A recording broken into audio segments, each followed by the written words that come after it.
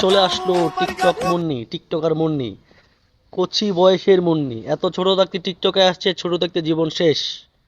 ভবিষ্যতে কি হবে সেটা জানা নাই, আপনারা দেখলেই বুঝতে পারবেন। টিকটক মুন্নি বয়স কত হবে আপনারাই আপনারাই বলুন। এবং এই টিকটক মুন্নি ইতিমধ্যে ভাইরাল ভাইরাল ভাইরাল। আমি একটা কিছু বুঝি না, তোরা সোশ্যাল মিডিয়াতে আসবি, কাজ করবি, ভালো কথা, বাট এসব কেন করবি?